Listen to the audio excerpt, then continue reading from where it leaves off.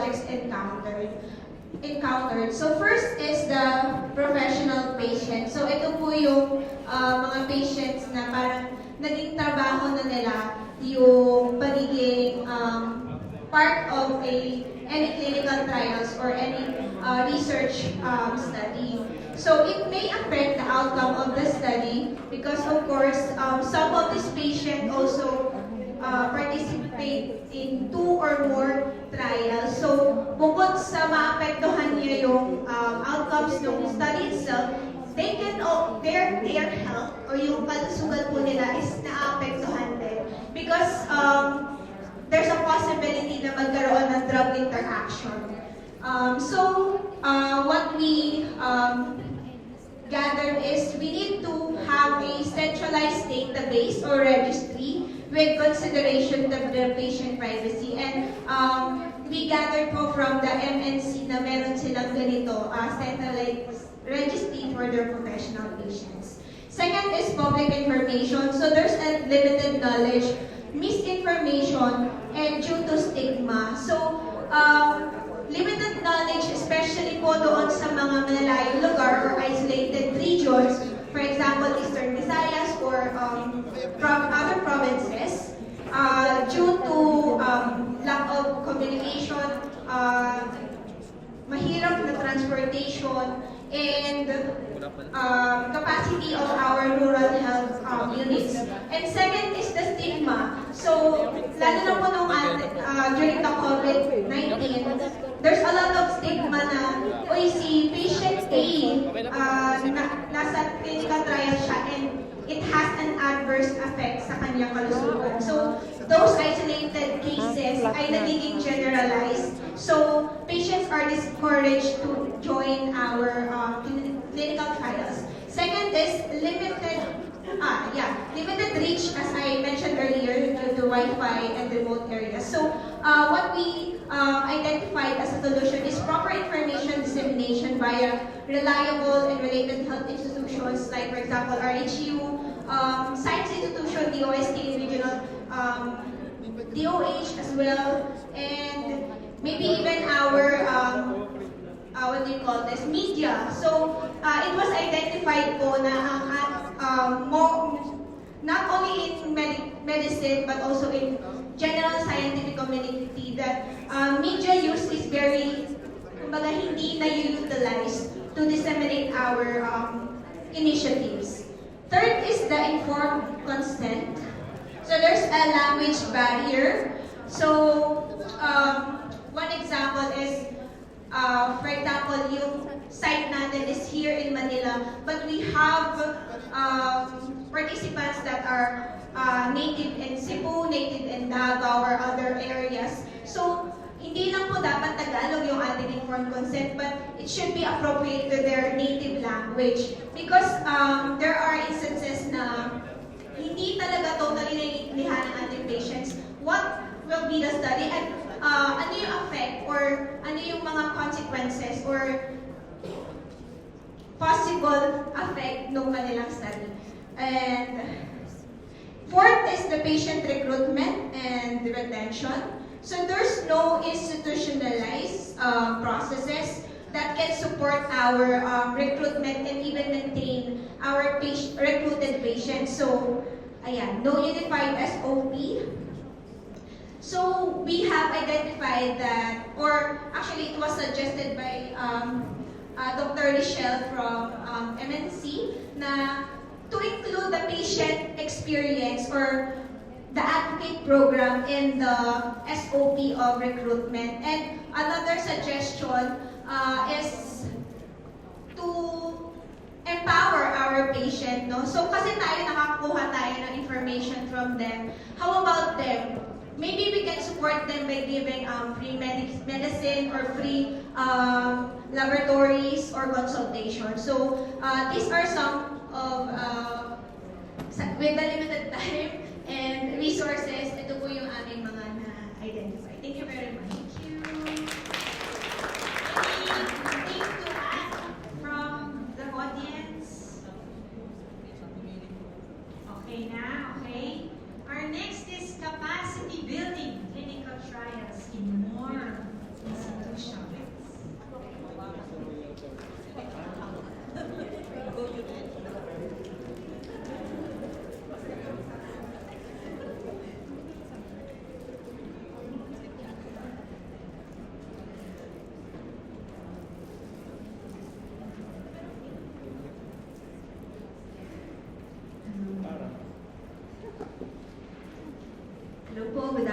po everyone. My name is Junel Sotalana. I'm the local feasibility and site identification lead from IQVIA.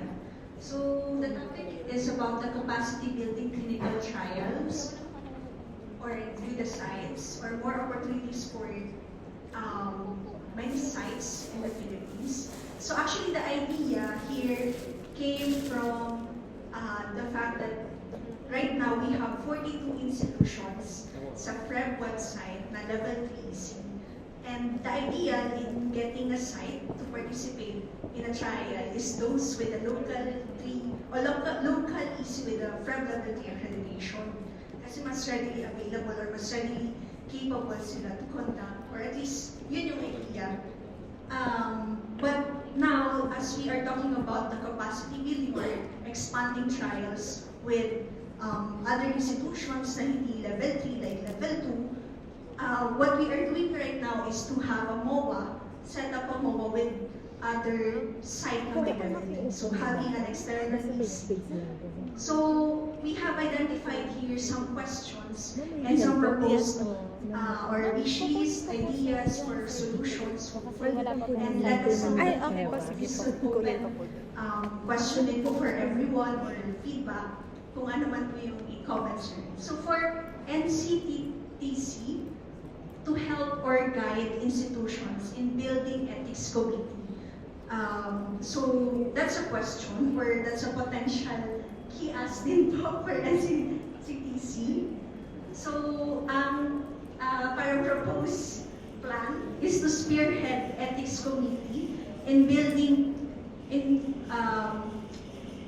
ethics committee for building to make available in more areas.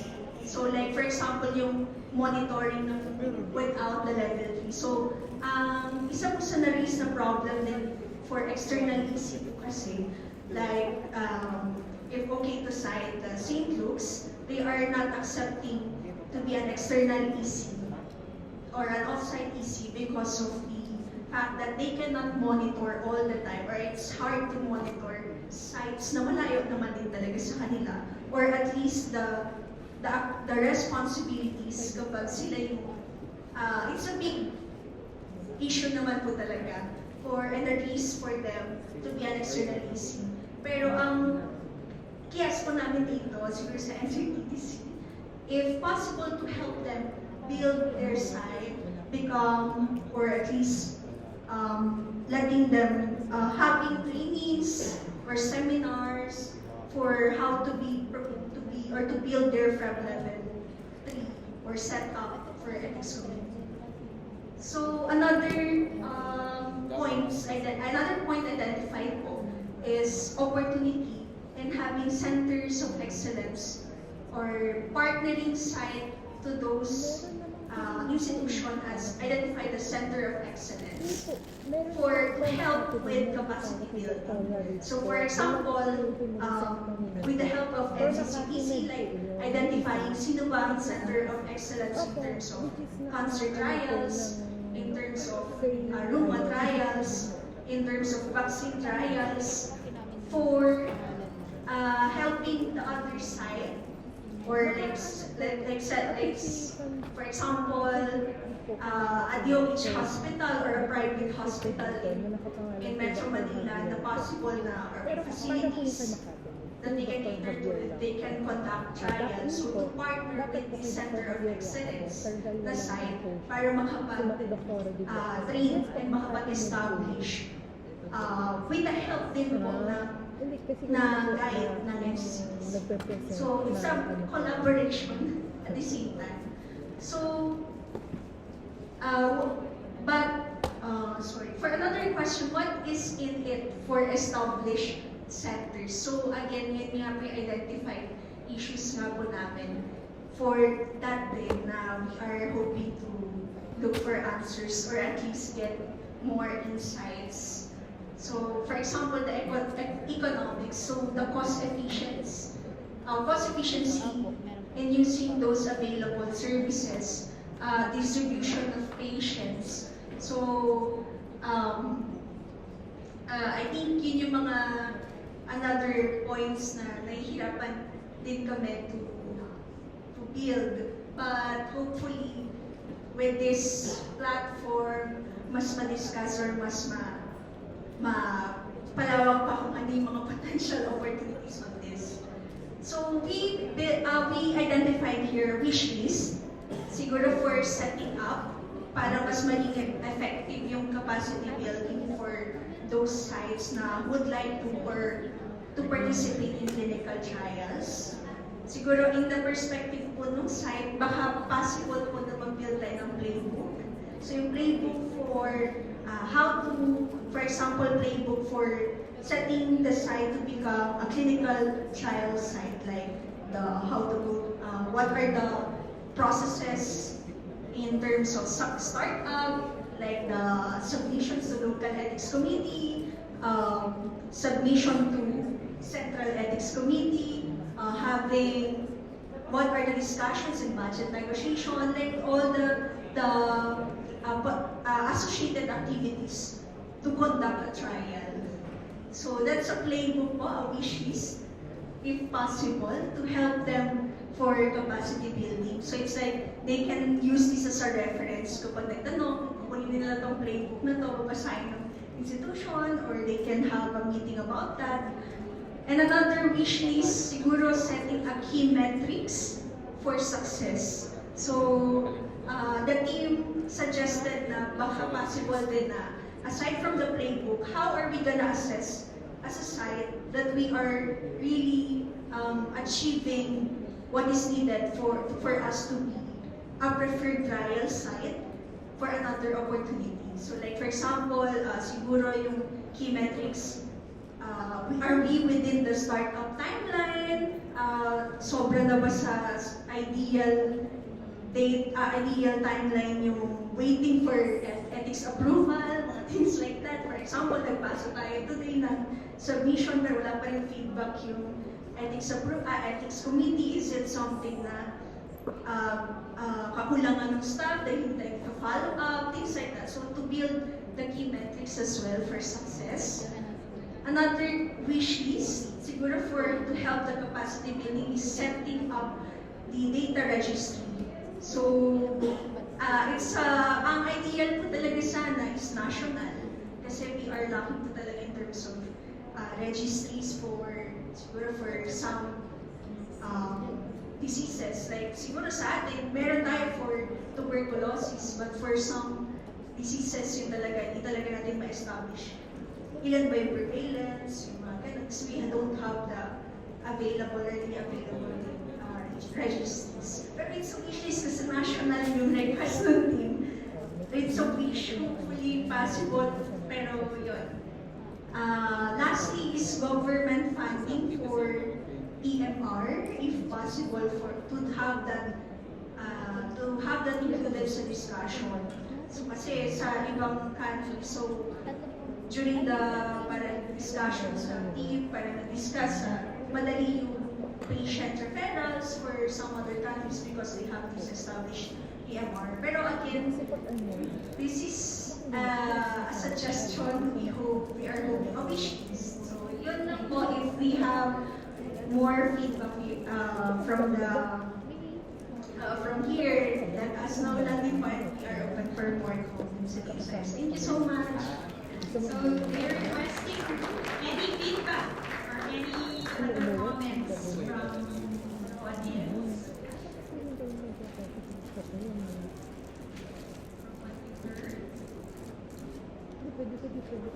So if not, the next one is increase clinical trials.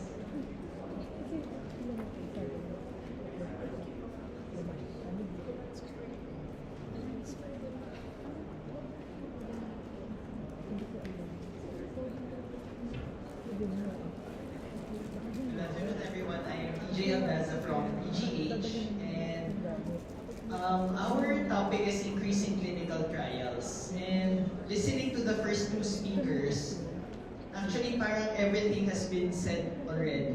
Kasi parang looking at the topics, parang na-cover na po actually from the first group and the second one. But just to give us a very brief siguro term or summary of everything that we talked about. Basically, increasing clinical trials parang isang problem of inception to implementation.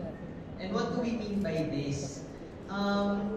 Nasabi namin, especially yung last number, no, although this is the last, I think it is one of the more important ones kasi interests of investigators.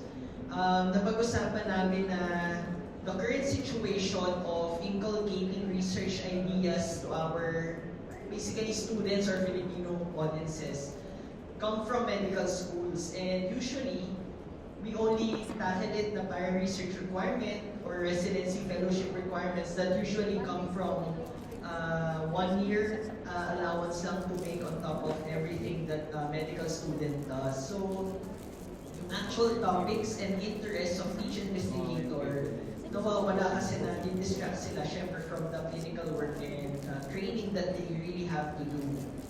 So, on top of that, or again, I mean, to solve that problem, may mga naging suggestions kami na as early as medical school or even residency and fellowship training programs, we would have mga research working groups.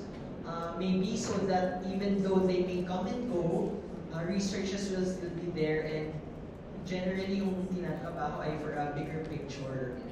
And moving on to the implementation and other interests of investigators, we find that several problems have been discussed na rin earlier, including capacity building, ethical considerations, kasi starting a research is very difficult since kulang yung mga taong tutulong sa'yo. So kahit may isang investigator na sobrang interested about a particular topic, kulang siya ng staff, kulang ng isang consultant, or even mga research centers or hospital that may help that investigator.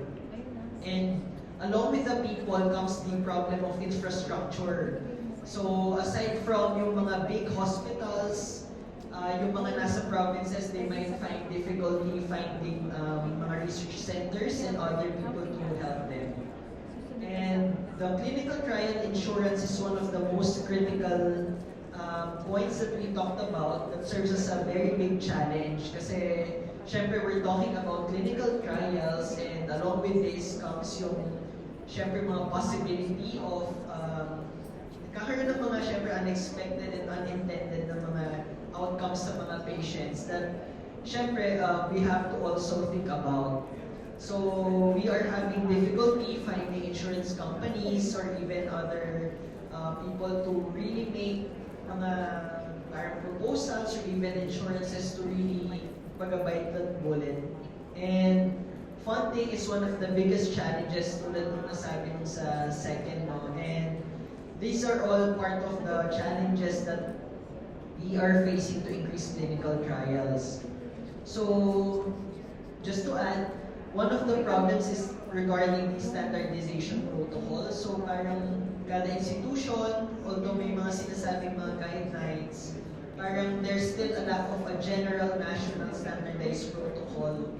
And comes with it yung mga collaborating institutions and visibility ng other mga institutions. So, it would be nice and great if there will be mga collaboration between these relevant organizations such as yung sa UST, UH, and CHRD with their organizations so that we may have collaborations to come up with mga standardized protocols and eventually to have policy creation that will really benefit research in the country. And then awareness and communication also plays a very big role, especially for awareness. Siyempre kapag gumagawa ng clinical trials, minsan difficult din to come across yung messages ng mga patients. No? Yung iba hindi willing mag-participate kasi may fear, although siyempre for the health and for the safety naman yun. Plus, communication at all aspects from the investigators to the collaborators. Yun. And echoing lang yung sa second group, we're also thinking that a big registry and a database would also benefit the clinical trials in the country. Thank you.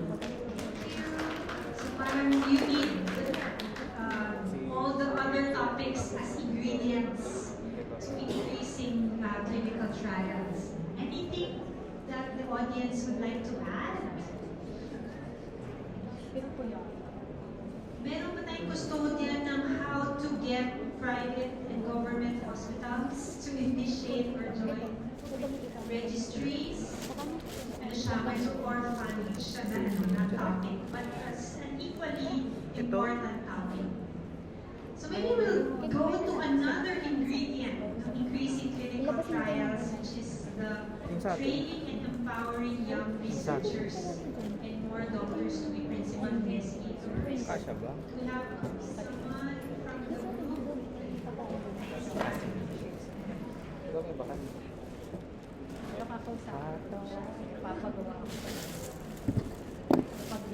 So while Doc is setting up, we have a comment from I just wanted to add that the DOH had released in 2019 Department Order 2019-0163, which is on guidelines of the implementation of clinical research policy in DOH hospitals. So it's like a guidebook for those who want to Sabi niya put up a clinical trial unit in reference stage and maybe pattern and against and when it's at least for government hospitals, standardized way. next Doc. So that's DO. Report natin yan. Kasama. DO of DOH or DO 2019. Lahat? Buti lahat. No, thank you very much. Okay, good afternoon. So we are Group 5. But it's not only two of us. Together we have two other ladies and mom. They're members of the Iiwan natin. research offices from Medical, De La Salle, Sasabay- Cavite, and one sino from babalik sa Asia. picture? And Dr. Pasco and myself, we are from Philippine Children's Medical Center. Ay, di ka po we group together because we share an issue in our institutions regarding the training and empowering of young researchers and more doctors to be principal investigators, but not only to be PIs, but to indulge in research in general. So, our main question is what needs to be addressed to move forward from this issue. And we decided that we will be able to answer that if we answer the key questions. So as we go over the key questions, we're going to provide you the answers that we have come up with. So first, what is new for them? I don't know. So we're thinking that we can inspire and encourage the young researchers and more doctors to indulge in research. If we, of course, sa young, Very top one. in our institutions, Masyado tayong madaming stress. our presidents and fellows. So number one, first and foremost, is going to be their fulfillment of their requirement to graduate. Okay. And then from there, we can encourage the young consultants to indulge in research because now it's already part of their performance evaluation norms. So to come up with good PEFRs and data. Also, of course, they're increasing knowledge regarding research clinical trials. They can provide them with new career opportunities. The income, we said question mark because some they pay well, but others we know for a fact that they don't. So it's really your interest in the subject matter that will sustain you and will provide your continuing inspiration to continue with the activity. So number 2 and 5 are somewhat related. Is there a structure in place? Or what must be in place to get to the outcome that we want, which is to encourage them and empower them? So there must be a structure in place, and we're not just talking about physical facilities, but also manpower, equipment, technical tools, and a fully equipped medical library, supportive admin, the processes, policies, and SOPs in place. And the next question is, who will be the stakeholders? Who are these young researchers and doctors, and what is their baseline knowledge, attitude, practices, and skills in research? So our answer to that is we will tap residents, fellows, consultants, allied medical staff, nurses, management, get a survey on their baseline KAPs in research, and get their baseline demographic data, and also keep their key performance indicators in research in the past. Of course, the outcome that we want will be more involvement, engagement, not only with clinical trials. We said we're going to start with these young residents and fellows just to fulfill the requirements for graduation, and then when they become consultants themselves, to indulge in more institutional researches, consultant-driven or consultant-initiated, and that may graduate and progress to their participation as PIs. So, what needs to be done and what needs to be addressed to move forward? So our answer is number 6. First, we have to capacitate the young researchers, the doctors in clinical trials and research. We have to create first a learning and development plan for the institution to identify their learning needs, and then conduct training workshops in research and clinical trials or modules, GCPs, write-shops, whatever they need, which are user-friendly, hybrid will work, or self-paced learning. So we have to, make it attractive for them. Like in our institution, we realize that the face-to-face lectures, they don't really work. They're there, the residents, fellows, complete attendance, but if you review, they're looking at the floor, the walls, or on their phones. Okay, so, and then do a mentor-mentee, adopt a mentor-mentee plan. Mentoring and coaching is already part of our regular programs at PCMC. And also, we need 100% admin commitment, of course, for your finances, for all the needs, and then network and collaborate with you. That's why we appreciate this roadshow for training and support. Thank you very much. Anything to add? Comments for the last group? So if not, I would like to thank, meron po tayong isang comment.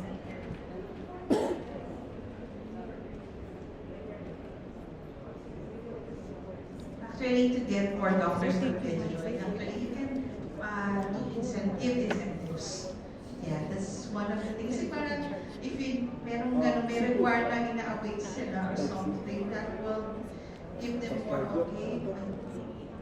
they can give them, like, for example, publication assistance, those kind of incentives.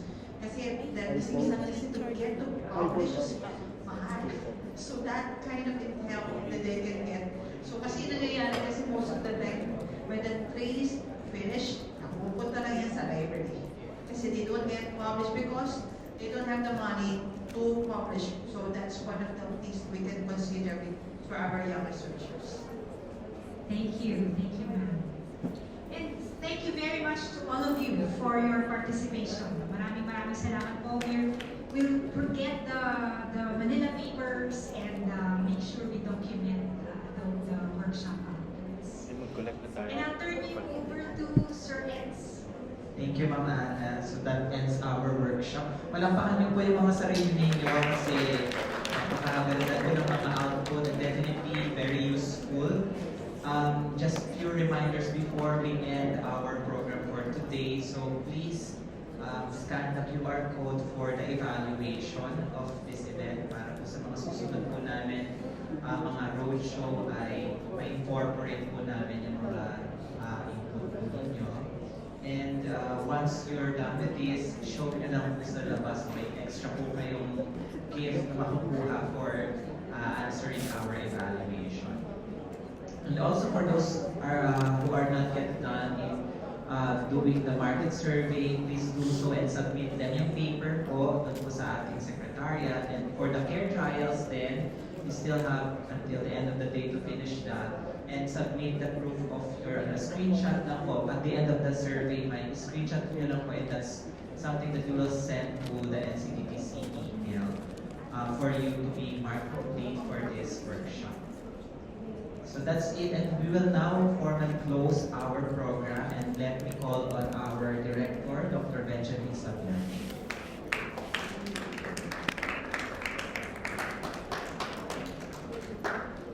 So siguro magandang hapon ulit sa inyo. I don't want to overload you with me today, but on behalf of NCTTC, I'd like to thank you all for coming. Indeed, we were listening to everything that has been discussed, and something which we realize is this is really not about NCTTC, but this is about you.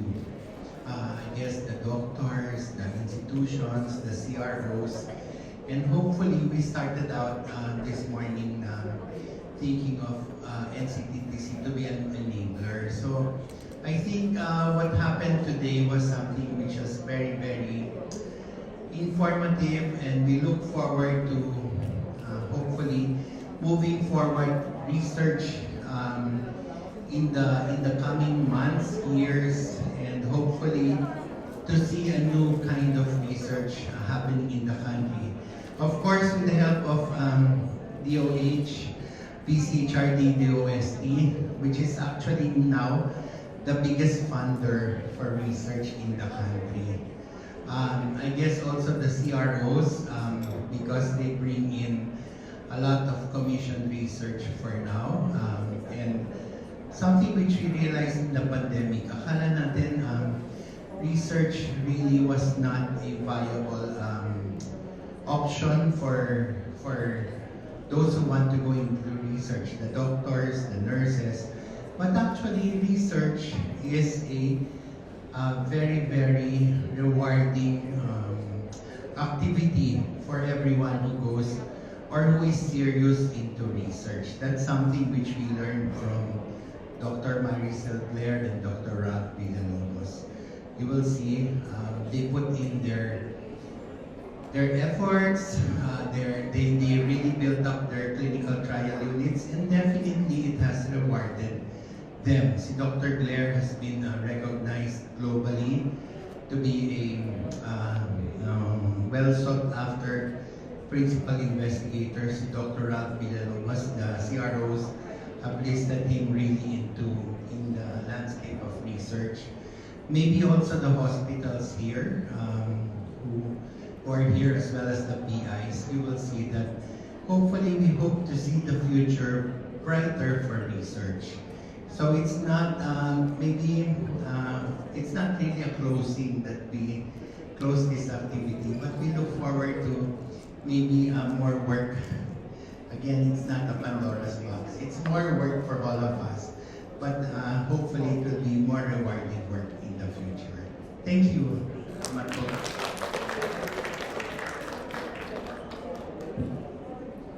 Thank you, Dr. Sablan, and that concludes our NCTTC Roadshow. But before that, maganda po kami few announcements. We will have our first annual clinical trials and translational science meeting this coming September 24 to 27, and the NIH anniversary conference on September 26. So this is an event jointly organized by the NCTTC, the NCGM in Japan, and in collaboration with the Health Economics Research Center, Oxford Population Health. So we hope to see you there in this event. So pakimark po ang inyong calendar and then see there.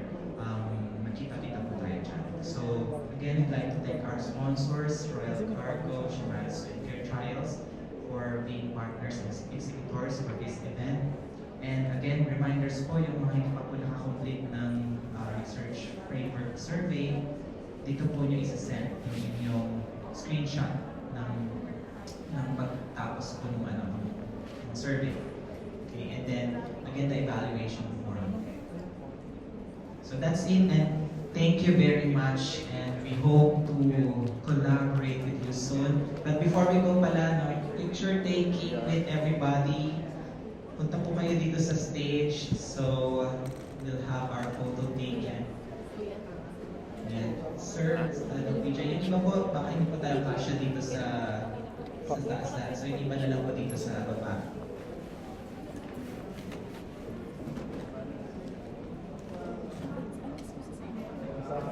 Paano, kuya? Chair. Okay, tapos lalo. Sisend na lang ako sa Chair lang.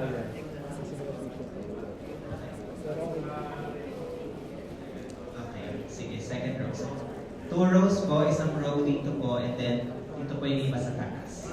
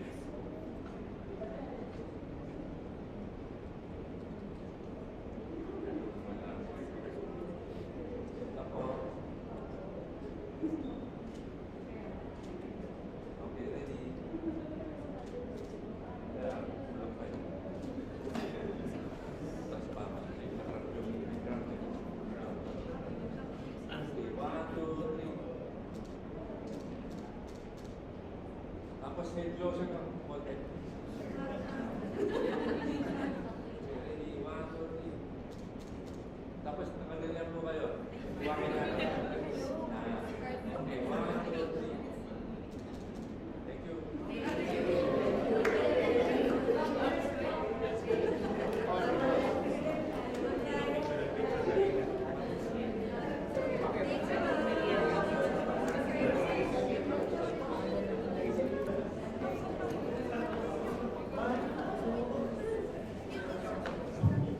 meron po tayong merienda sa labas. So, bago po kayo umuwi, ayan, meron po tayong pamerienda. Opo.